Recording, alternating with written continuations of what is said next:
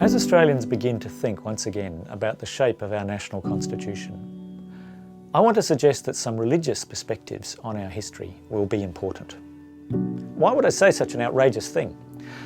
Well, to begin with, many of the colonies of the British Empire were founded by people who were seeking religious freedom, and this shaped a characteristic pattern of thinking or way of telling their national story.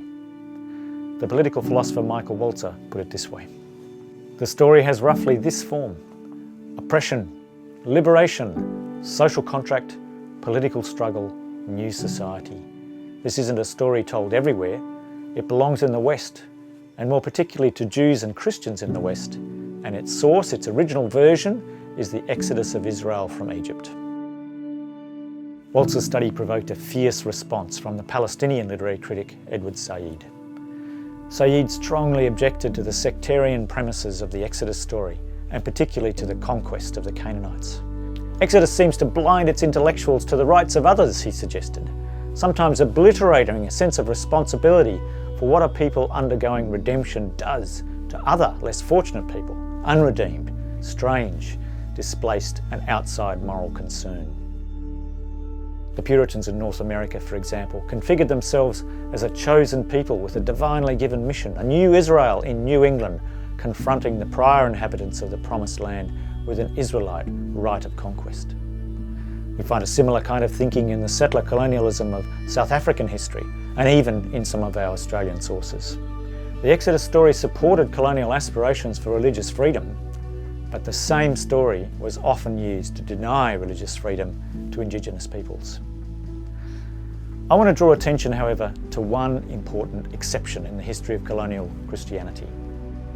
Roger Williams helped to found the first Baptist church in North America in 1638 after being expelled from the Massachusetts Bay Colony.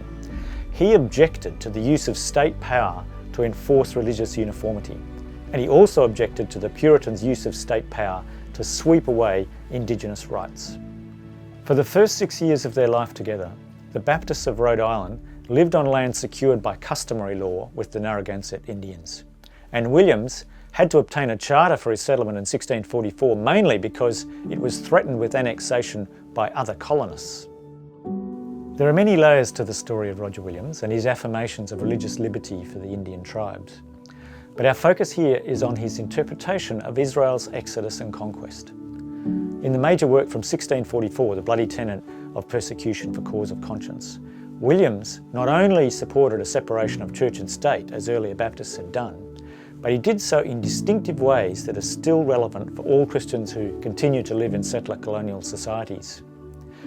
He denied the doctrine of discovery in the clearest possible terms, condemning it as a solemn public lie by means of which Christian kings, so-called, are invested with right by virtue of their Christianity to take and give away the lands and countries of other men. He argued that the Puritans had no right to take the ancient Israelite state as a model for New England. The best model of good government in the Old Testament, he suggested, came from the Persian kings, like Cyrus and Artaxerxes. In the 5th century BCE, these kings from ancient Iran were the ones who allowed the Jews the freedom to practice their own law and custom. Roger Williams was applying a basic insight from the early Baptists of the 17th century. If the state should not exercise power over religion, then it follows that the rights of Jews, Muslims and Indians would need to be affirmed within a single society. Christians would need to live side by side with multiple religious traditions, and if they did so peaceably, then the evils of Christendom would be overcome. In his memorable choice of words, Williams said that to impose on an unwilling conscience amounted to soul rape. This was his judgment on the Puritan use of the Exodus story, and his Baptist critique is still relevant today. We need to rethink the recognition of Indigenous rights in Australia.